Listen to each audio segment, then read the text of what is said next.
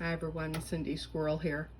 Well, the monthly challenge for the Cast Iron Wednesday is maple syrup for the month of, what is this month? April. And I used to make for the farmer's market my maple syrup butter tarts. I called them maple walnut. I put walnuts in them. But this is a cast iron challenge, and I don't have a cast iron tart tin, so I am going to try and use my mold cast iron. Now this is for like plum pudding or spice pudding and stuff like that. And then you turn it over and you put it on a plate and it looks really pretty. You get to see the design. But I'm going to try and use this to make my butter tarts. Now, shh, this is my secret recipe for my farmer's market maple walnut butter tarts. Well, that was not fun at all, trying to form them into there without ripping them. So now line the bottom with walnuts, just enough to cover the bottom. And turn your oven on to 200 degrees Fahrenheit. It's going to be a slow oven for the first wee while. Okay, over at the stand mixer, I've got 3 tablespoons of butter, 2 tablespoons of maple syrup, 1 teaspoon of vanilla, and 2 eggs. Most butter tart recipes only have 1 egg. My great aunt Sadie, her recipe was 1 egg, and my dad used to just love her butter tarts. You'd take 1 bite of it and all the filling would go all over your shirt. To me, that means a mess to clean up. So if you don't want runny butter tarts, just add 2 eggs instead of 1. Okay, so first you're going to cream your butter and sugar.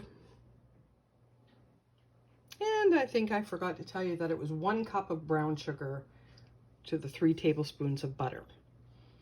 And mix it all quite well. And then add your eggs and the syrup and the vanilla, and then mix well again.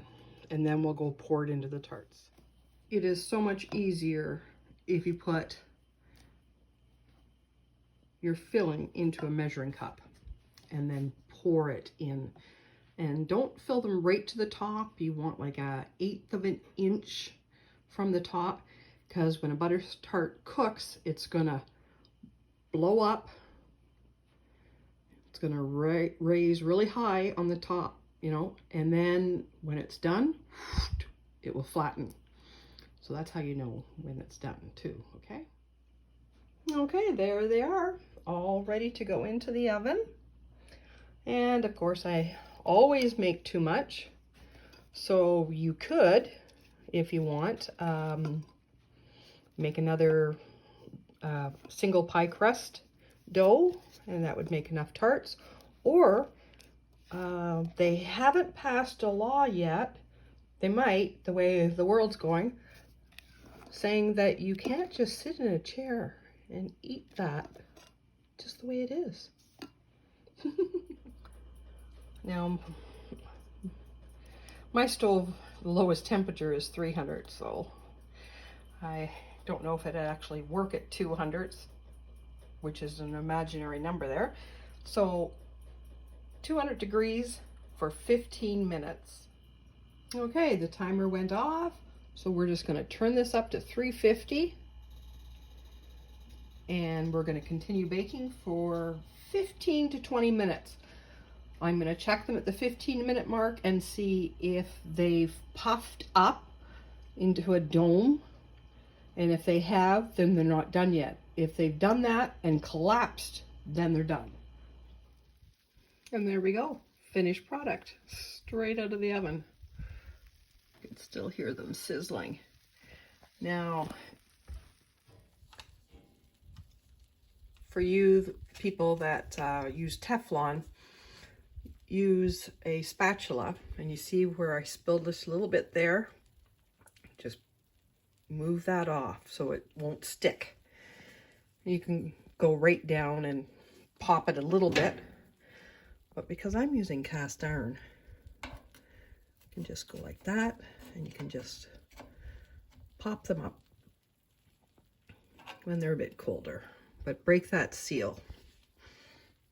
And I think that's the only one. There you go. Happy Cast Iron Wednesday.